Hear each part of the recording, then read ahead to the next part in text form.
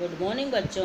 आज हम पढ़ेंगे हिंदी से पाठ संख्या 5 पथिक से, जो कि एक कविता है और इसके कवि हैं शिव मंगल सिंह सुमन। पहले हम जानते हैं अध्याय का परिचय। हिंदी के प्रसिद्ध कवि शिव मंगल सिंह सुमन द्वारा रचित इस कविता में जीवन पथ के पथिक को, जीवन पथ अर्थात जीवन जीने वाले राही को प्रत्येक स्थिति में कोई भी हालत आए निरंतर आगे बढ़ने, लगातार आगे बढ़ने की प्रेरणा दी गई है। उसे कहा गया है कि तुम्हें किसी भी परेशानी आने पर, किसी भी तरह की परेशानी आने पर आगे बढ़ते जाना है। इसके लिए उसे प्रेरित किया गया है।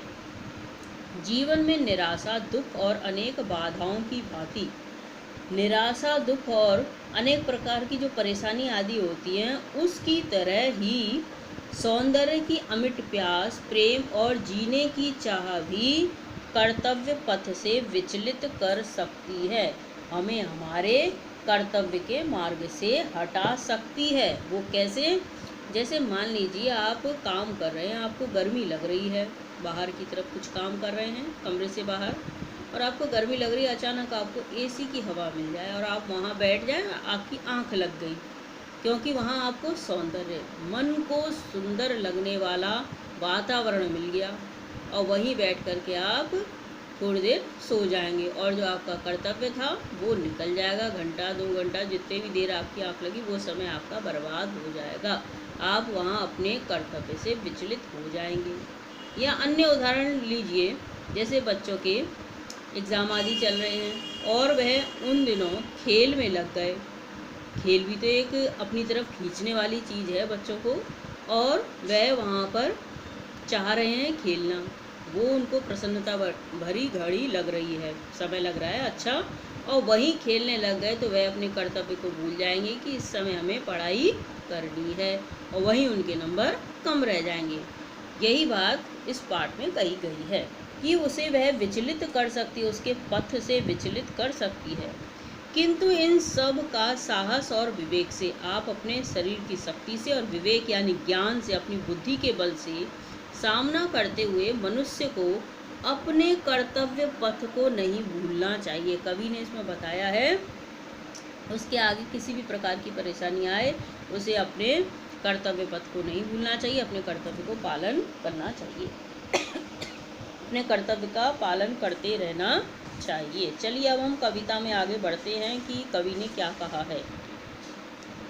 पथ भूल न जाना पथिक कहीं, पथ में कांटे तो होंगे ही, दुर्वा दल सरिता सर होंगे, सुंदर गिरी वन वापी होंगे, सुंदर सुंदर निर्झर होंगे, सुंदरता की मृग तृष्णा में पथ भूल न जाना पथिक कहीं। यहाँ कवि जीवन की राह पर चलने वाले पथिक को संबोधित करते हुए कह रहा है कि हे राही, तू अपने कर्तव्य मार्ग को भूल मत जाना।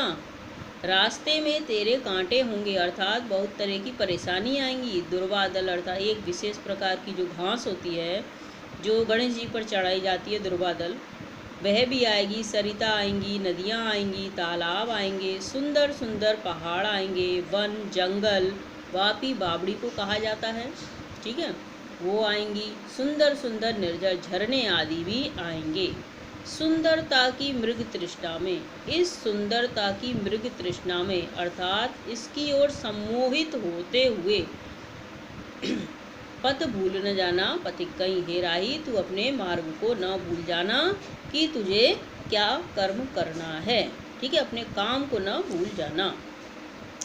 यहाँ मृग तृष्णा, जिस प्रकार से हिरन, मृग तृष्णा का अर्थ है जिस प्रकार से हिरन आपका दौड़ता है रेगिस्तान आदि में, और उसे पानी का भ्रम हो जाता है, वो दौड़ता चला जाता है और भी उसकी प्यास बढ़ती जाती है, फिर भी वह दौड़ता जाता है, उसको पानी कहीं मिलता नहीं। उसे यह भ्रम, धूप की रोशनी रास्ते पर पड़ने पर जो बालू होती है वह चमकने लगती है, उसको ऐसा लगता है दूर से कि वह जल है, और वह उसकी ओर भागता चला जाता है। इसी तरह से जो राही है वह भी अपने पथ को भूलकर, अपने कर्तव्य मार्ग को भूल करके उसी सुंदरता की ओर भागता चला जाता है, अपने पथ को भूल जाता है, अपने कर्तव्य को भूल जाता है। इसमें कवि कह रहा है कि ये राही, तू सुंदरता की मृग तृष्णा में लिप्त होकर के अपने कर्तव्य मार्ग को भूल मत जाना। आगे देखिए, जब कठिन कर्म पगडंडी पर, पगडंडी का अर्थ होता है रास्ता, जब तेरे कर्म के रास्ते पर राही का मन उन्मुख होगा, हे राही तेरा मन उन्मुख होगा मतलब आगे बढ़ रहा होगा।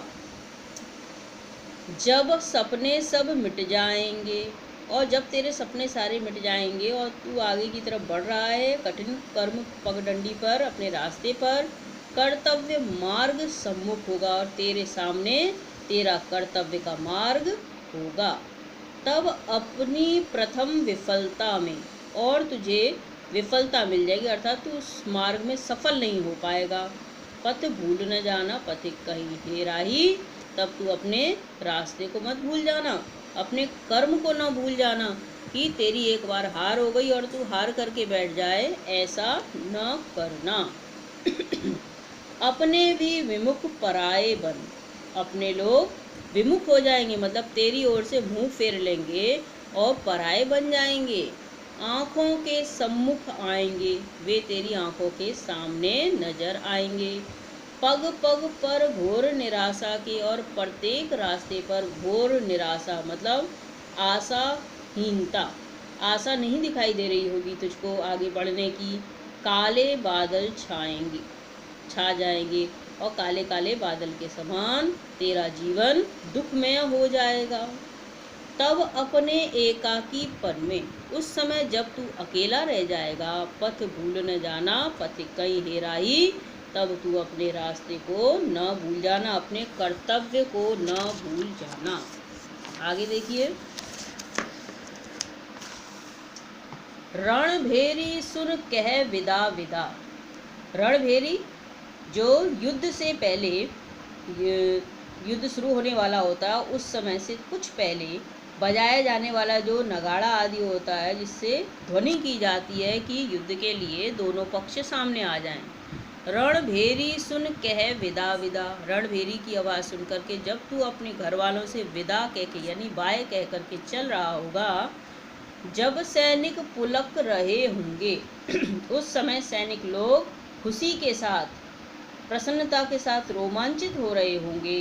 हाथों में कुमकुम थाल लिए, और हाथों में कुमकुम अर्थात सिंदूर की थाल को लिए हुए कुछ जलकण ढुलक रहे होंगे। तेरे परिवारी जन के, माता के, बहन के या पत्नी आदि के हाथ में थाल है और वे तेरे मस्तक पर तिलक लगाने को तैयार हैं, किंतु उनके जलकण अर्थात आंसू बह रहे होंगे कि तू युद्ध में जा रहा है कर्तव्य प्रेम की उलझन में। उस समय तू अपने कर्तव्य, देश के प्रति जो तेरा कर्तव्य है उसमें, तथा प्रेम अपने घर वालों के प्रति जो तेरा प्रेम है उसकी उलझन में, पथ भूल न जाना पथिक कहीं, हे राही उस समय तू अपने कर्तव्य मार्ग को नहीं भूल जाना, क्योंकि तू एक सैनिक है और तुझे